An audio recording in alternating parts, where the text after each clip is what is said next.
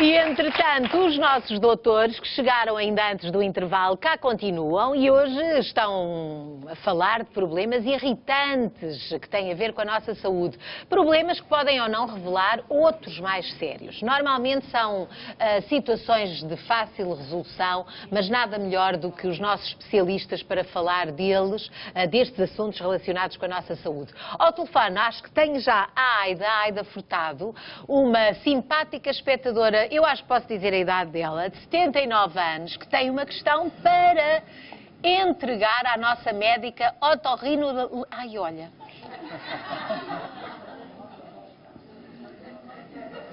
Isto é pior do que o esternocleidomastoideu, não é? Eu hoje estou péssima, já é a segunda vez que eu esbarro nesta palavra, pois eu vou entregar a nossa espectadora, a nossa médica otorrinolaringologista, que nos visita hoje pela primeira vez.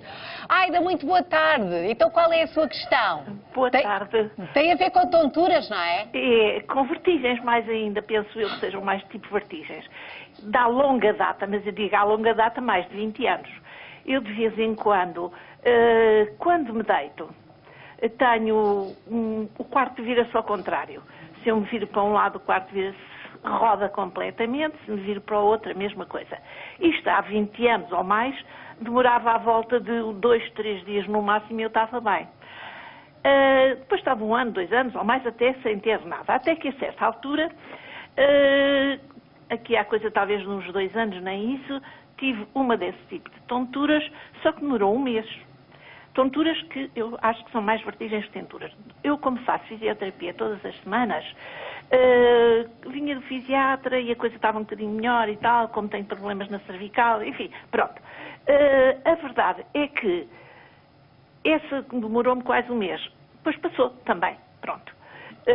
Agora, eu estive com gripe, aqui há 2 semanas, mais ou menos, passou, acabou, estou assim nas pontinhas dela, e a verdade é que voltou-me a acontecer, e estou há 3 dias, outra vez ou 4, precisamente com o mesmo tipo de vertigens. Quer dizer, eu viro-me para um lado e a cabeça fica completamente louca, tenho que fechar os olhos porque o quarto vira-se ao contrário, e depois quando levanto eu não tenho nada, quer dizer... Aida, isso é uma boa questão, e eu agradeço-lhe desde já uma boa questão para colocar à doutora Aula, porque pergunto-lhe o que é que pode estar na origem destas tonturas. Era isso que eu gostava de saber. Isto é muito limitativo, não é?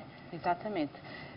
E sobretudo nesta idade, a vertigem é muito incapacitante acima dos 65 anos e está frequentemente associada a quedas que podem ser muito perigosas, e a dona Aida deve cautelar-se, evitar deslocações longas ou então fazer-se acompanhar de alguém e o mais rapidamente possível procurar ajuda.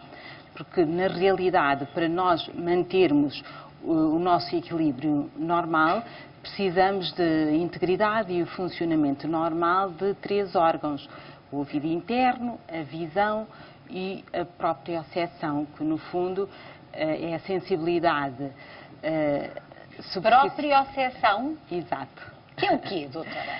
Que é a sensibilidade superficial, tátil e profunda, e a integridade do aparelho osteoarticular e muscular. A informação coletada por todos esses órgãos é integrada pelo cérebro, que depois gera e dá a resposta a nível muscular, permitindo assim mantermos um equilíbrio adequado. Se houver uma alteração, uma lesão num destes órgãos que acabei de citar, poderá aparecer um distúrbio do equilíbrio, uma vertigem, uma tontura. Mas a maioria das pessoas fala do ouvido interno. Não sei se há mais casos que tenham a ver com o ouvido interno, se há outras causas também importantes.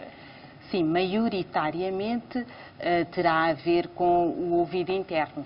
E eu vou aproveitar só para explicar que o ouvido interno pode dividir-se na cóclea, que é anterior e é responsável pela audição, e o aparelho vestibular, que é responsável pelo equilíbrio. E sim, de facto, em 90% dos casos, a vertigem é da responsabilidade de um distúrbio do aparelho vestibular, portanto do ouvido Então interno. o que é que acontece? Aí não sei se consegue, com esse modelo que tem aí à sua frente, explicar-nos o que é que acontece dentro do ouvido para que a pessoa perca o equilíbrio. Quais são as ligações afetadas? Pronto, uma das causas mais frequentes é a vertigem posicional paroxística benigna. Ai, que grande palavrão! Agora é que ficamos com vertigens. Grande palavrão. Precisamente. Habitualmente designada por VPPB. Temos umas imagens engraçadas que podem Então vamos lá elucidar-nos espreitar bem para nos a este ajudar a respeito. compreender. Aqui está esta pessoa muito sossegadinha, levanta-se. Agora, vamos observar que é esta deslocação dos otolitos Brusca. que é mais ou menos brusca, o seu impacto nos sensores do equilíbrio irão causar tal vertigem. Habitualmente é uma situação benigna que é autolimitada no tempo e basta a pessoa seguir as indicações do médico, evitar as tais posições, virar na cama ou levantar-se bruscas, dormir virada para a posição que foi sugerida e habitualmente passa. Portanto, à partida não é complicado, mas há situações em que, por exemplo, eu não sei, no caso da Aida, porque a doutora também não tem todas as informações, mas ela diz que a última vez que esteve com isto durante 3 dias, depois passou e agora já está a sentir que se está a prolongar demasiado. Quando isto acontece, não é assim muito preocupante ter 3 dias e depois estar um período grande sem ter isto? Pronto, nós temos que fazer uma análise cuidadosa, sobretudo nesta idade, acima dos 65 anos, a vertigem é habitualmente multifatorial. Nestas idades, existe uma degenerescência natural destes órgãos, a visão, o ouvido interno, o aparelho osteoarticular muscular, a própria ossecção, a nossa sensibilidade tátil superficial, profunda, a circulação também é deficitária, o próprio cérebro tem um funcionamento mais lento e, portanto, nós observamos que muitos idosos até adotam uma marcha defensiva com aqueles passos lentos. Mais lentos para não lhes acontecer nada deste género. Exatamente. Mas, doutora, eu estou-me a lembrar, por exemplo, e no meu caso particular, que eu quando era mais pequenita, me enfiava-me num carro, ficava logo, perdia o equilíbrio, não é? Não sei o que é que acontecia no meu ouvido interno, o que eu sei é que ficava muito enjoada. Isso quer dizer alguma coisa? Isso quer dizer que crianças ou pessoas que enjoam muito podem vir a ter mais estas vertigens? Precisamente. Esse aspecto que enunciou é um indício e é muito frequente que o adulto ou a pessoa idosa que tem perturbações do equilíbrio, vertigem, realmente nos antecedentes da infância já tinham esses enjoos de movimento. O rodopiar a dançar também, ficarem mal dispostas, porque evitarem. há quem aguente muito isso e há quem fique logo capaz de se sentar durante um grande bocado, não é? Precisamente. Portanto, o que é que se deve fazer, além de ter essa atitude defensiva, mas em certas idades isso não é assim, não é? Há maneiras de tratar quem tem vertigens, assim, conselhos que queira dar, por exemplo? Existe uma abordagem terapêutica, é claro que naquela avaliação inicial, com uma história clínica detalhada em que enumeramos como é que ocorreu o primeiro episódio, há quanto tempo é que foi, se foi desencadeado por algum movimento, se ocorreu num espaço muito confuso, se teve a ver com alguma mudança de posição. Discriminar a sintomatologia associada, se havia surdez, associada a zumbidos ou não, porque estes aspectos acompanhados da vertigem indiciam uma afecção do ouvido interno. Procurar saber se a pessoa tem outros problemas, anemia, por exemplo, arritmias, hipertensão, são aspectos que vão causar um aporte sanguíneo deficitário ao cérebro que depois pode traduzir também em perturbações do Portanto, é equilíbrio. preciso fazer uma avaliação mais cuidada. À partida, espero que a Aida tenha estado com muita atenção às palavras da nossa médica especialista, a quem agradeço, mas ainda vamos continuar a nossa consulta. Faço agora uma pequena pausa para lembrar os nossos espectadores que esta hora estão a chegar, e são muitos, à medida que a tarde avança, há quem se liberte dos compromissos e vá chegando até nós. Habitualmente é assim, não sei se já sabe que hoje temos 42 mil euros que podem ser seus, há 41 mil euros de prémio acumulado, é o nosso jackpot, e há 1000 euros garantidos para a chamada selecionada. Tem aí o jackpot no seu ecrã e o número de telefone para onde pode ligar até ao final do programa, até à altura em que eu encerro o passatempo, é o 760 20 60 20. Não há outro número para se inscrever no cartão de sonho. Eu só desejo boa sorte, não largue o seu telefone, quem sabe, se não é hoje que é o seu dia de receber o cartão de sonho. 1000 são garantidos. Se são garantidos para si, é o que eu vou descobrir.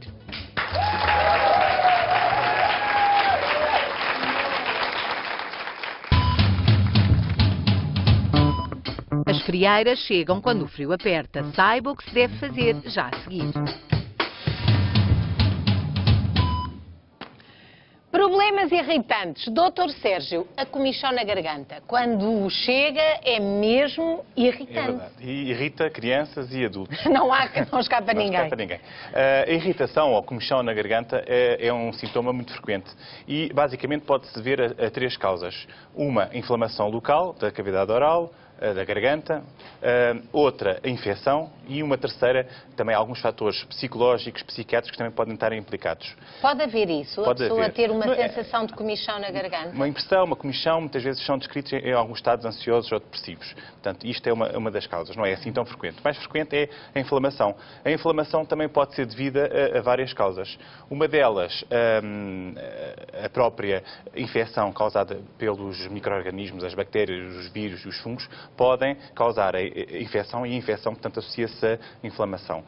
Por outro lado, outras situações como alguns agressores ambientais, como um ar muito seco, portanto ambientes muito climatizados, ou um ar poluído, alguns gases, o fumo do tabaco, podem lesar também a mucosa da cavidade oral e causar inflamação. Também alguns ambientes profissionais, por exemplo, uma locutora, uma apresentadora da televisão, ou uma cantora, eu, por exemplo, tem um grande esforço. Às vezes já me tem acontecido, Exato, acontecido, e devo dizer que é das coisas mais aflitivas que uma pessoa quer falar e está a sentir, aí vem aí a comichão e está ali à espera que acabe para depois tossir. Mas depois uma pessoa tosse e ainda provoca mais irritação, não é? O que de facto acontece é que com o esforço, ou porque se fala muito, durante muito tempo, ou com grande intensidade, causa inflamação local e também a própria secura que Olha, e beber água? Beber água é bom? Muitas vezes alivia.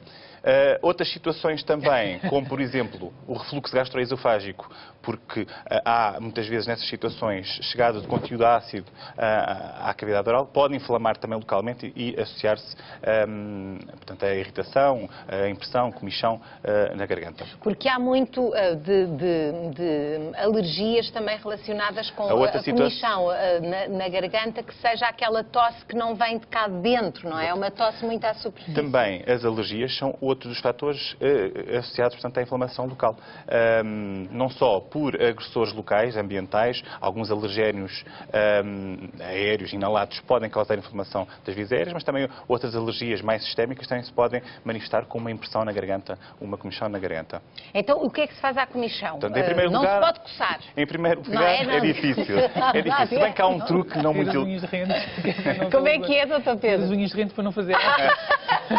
É difícil. E lavadas, mesmo as unhas de renda. E o doutor já nos ensinou aqui a lavar muito bem as mãos, que também há uma tendência para se esquecerem as pessoas, não é? De qualquer forma, não se consegue chegar lá com as mãos, mas há um truque não muito elegante que pode fazer fechado na casa de banho, que é coçar o canal auditivo, muitas vezes alivia a comichão da garganta. Porque há alguns curtos-circuitos de alguns neurónios. Umas ligações. E muitas vezes porque às vezes a comichão também dá no ouvido. Também dá no ouvido, e muitas vezes o coçar o ouvido também alivia um bocadinho a comichão da garganta. Ai, olha que belo truque. Mas, quando temos aqui a comer, isto já é um ficamos truque a saber. pouco elegante. O que temos que fazer é, de facto, perceber qual é que é a causa e combater a causa. Portanto, se o indivíduo fuma muito, tem que fumar menos. Se tem ambientes muito climatizados, claro que tem que ter atenção a isso. Tem que hidratar bem, portanto, beber muita água e perceber se depois temos as alergias. Muitas vezes tem que se fazer um antihistamínico. Se há uma infecção, tem que se recorrer muitas vezes ao antibiótico. Uma dor de garganta, uma inflamação da garganta, uma infecção da garganta vai dar irritação da garganta. Naturalmente tem que se muitas vezes combater com antibióticos. A água nunca faz mal nenhum. Não, a água nunca faz mal. Depois há aquelas mesinhas como o chá com mel, Mas, por exemplo, quem tem alergia à mel, que é o meu caso, já não posso, ainda fico com mais comichão na garganta. Pode água morna, soro fisiológico, água salgada morna, fazer uns gargarejos. Umedecer é sempre, nunca faz Depois mal, há sempre não é? aquelas pastilhas que se podem mascar ou uns repousados também que se podem fazer. Claro que pode sempre fazer também um anti-inflamatório. E coçar aqui e empurrar assim o ouvido, que também ficámos a saber. Obrigada, doutor Sérgio. Não, mas é um truque. Enfim, à falta de outros, ficamos aqui a saber esse. Doutora Aula, entre os muitos e-mails que nos chegam, há mais outro que eu gostava de colocar à sua consideração, porque não é um. São muitas pessoas, ou uma boa quantidade de mulheres e de homens que têm queixas dos parceiros, dos companheiros, que ressonam e não os deixam dormir. E se calhar agora podíamos dar umas dicas para ajudar os que ressonam e os outros que não dormem porque têm ao seu lado alguém que ressona, não é? Isso é uma grande injustiça, porque as senhoras também ressonam. Eu disse homens e mulheres, porque eles queixam-se delas e elas queixam-se deles. Temos recebido também desses. E de facto eu ainda agora estava ali sentada com uma cama, com uma balança, com cigarros, com um copo de vinho, nada daquilo tem a ver com nada ou tem tudo a ver com isto? Imenso a ver. Na verdade, todos podem ressonar, embora os homens ressonem predominantemente ou Pedro, mais ruidosamente, pelo menos.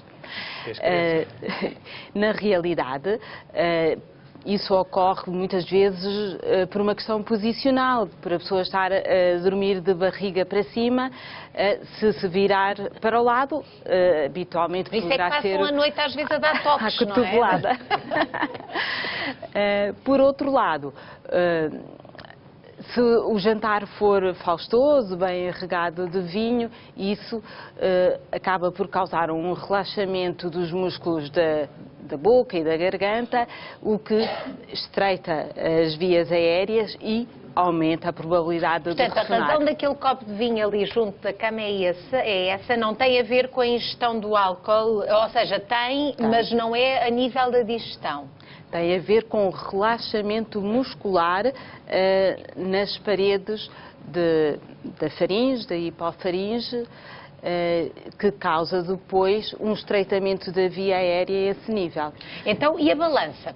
Tem a ver com o quê? Precisamente o mesmo tema. Quanto maior for o excesso de peso, maior a probabilidade de ressonar, porque a gordura concentra-se no pescoço e vai estreitar as vias aéreas a este nível. O ressonar é sempre um estreitamento das vias aéreas, exatamente, das vias respiratórias. E quanto maior for o estreitamento, maior sonoridade terá o roncar. Portanto, o ronco é que...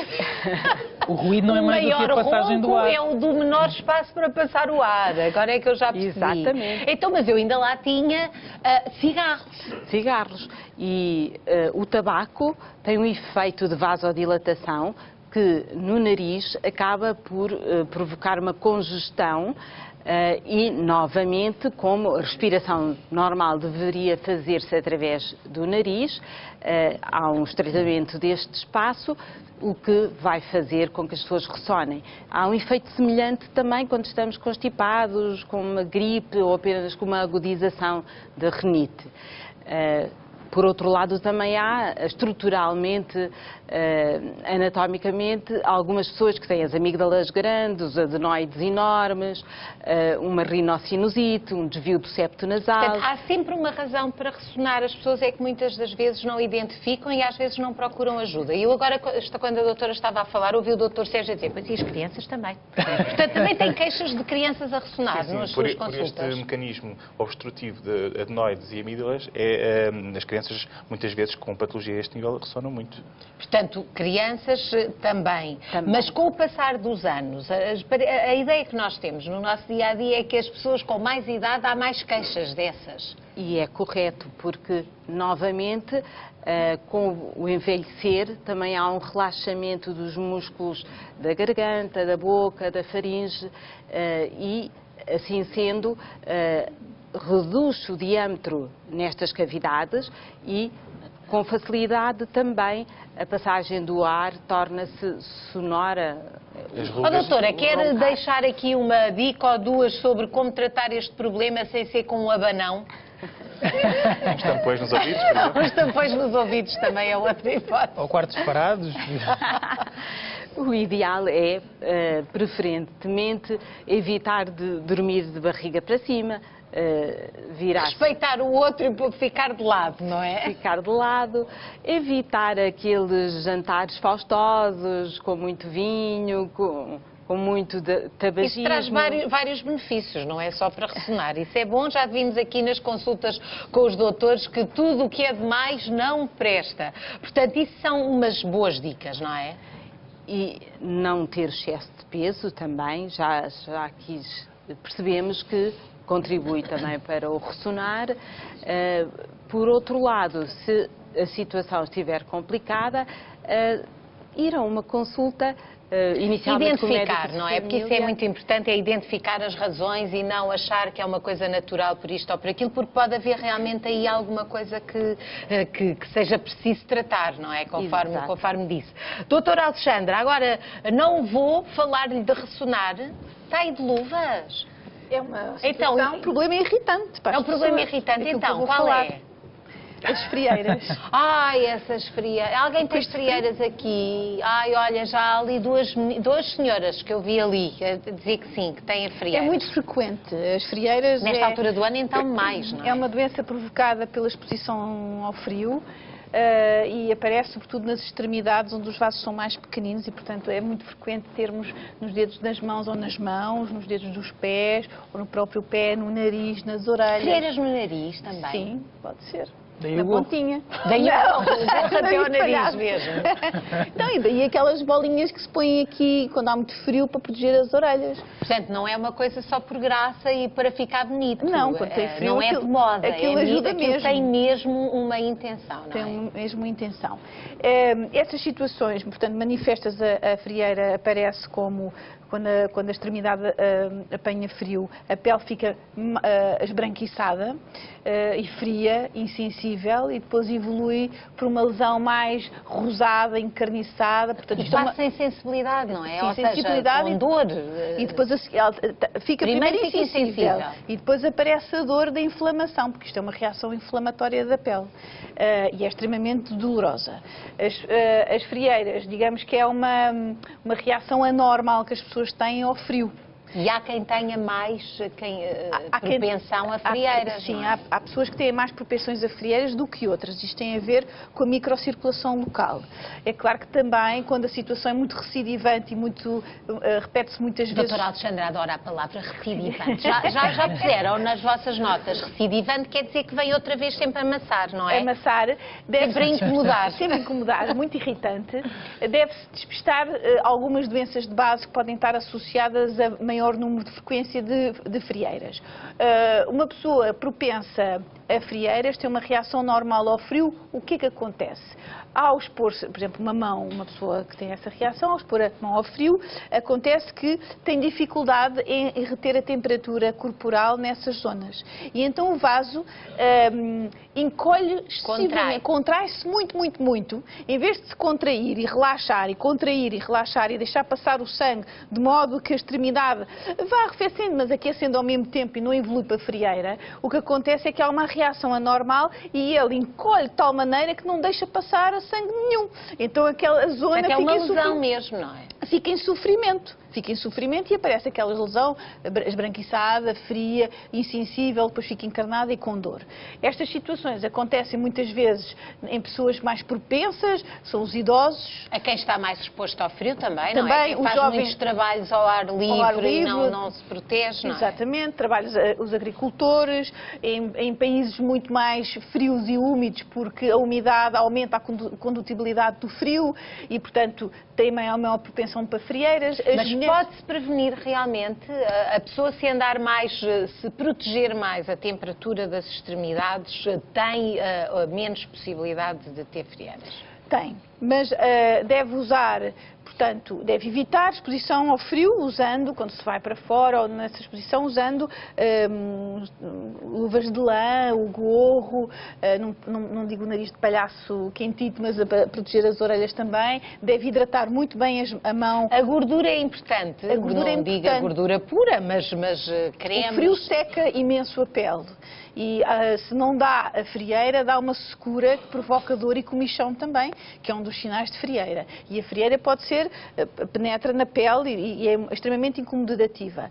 Deve-se evitar, as pessoas quando têm uma frieira, têm tendência a pôr, ou quando têm... Aquecer as mãos assim, passar por água muito quente, escaldar. Ou pôr ali ao pé da lareira, se houver uma lareira, ou nas brasas ali ao pé, não é? Não se deve fazer. Não, uma pessoa que tem uma reação normal ao frio, depois quando aumenta a temperatura local ainda tem uma maior inflamação. Portanto, deve estar perto do calor, casas aquecidas, com bem hidratada. Um dos truques, quando isto tudo, apesar da pessoa usar isto, aparece a lesão, um dos truques que eu tenho aqui uma mesinha é usar um creme hidratante, misturar com um produto que existe no mercado e que pode-se comprar na farmácia chamado Tricovivax, fazer 3 pulverizações, misturar bem o creme. Vai sobrar para mim, não. Olha, agora os doutores vão ficar a tratar das mãos, é isso. E aplicar na zona da frieira, massageando, aplicar isto uma vez por dia. Isso é um luxo. Olha, já tem aqui esta dica. Entretanto, doutora Alexandra, vou deixá-la a ter esses cuidados aí com o doutor Pedro. Entretanto, pode ir passando o recipiente que os doutores hoje saem daqui com as mãos prontinhas para o frio, porque infelizmente chegámos ao fim da nossa consulta de hoje. Falámos de problemas irritantes que nos incomodam no dia-a-dia. Como não queremos ninguém irritado, foi possível perceber com os nossos doutores a melhor forma de resolver alguns deles, pelo menos alguns, de forma simples. Claro que nunca é demais referir que vale sempre a pena consultar o médico em casos mais extremos. Os médicos que estão aqui apontam sempre caminhos e possibilidades daquilo que pode estar a acontecer. E para que possamos continuar a responder às dúvidas dos nossos espectadores, estamos aqui sempre disponíveis para receber as suas sugestões. Só têm de enviá-las para o e-mail dos doutores, doutores@sic.pt. Já sabe, pode enviar questões por escrito ou gravar com um telemóvel tão fácil. Olá, doutores, sou fulano de tal, estou aqui com uma comichão na garganta. É só dizer isto. O que é que será? Uma coisa deste género. Uma salva de palmas para os doutores. Obrigada.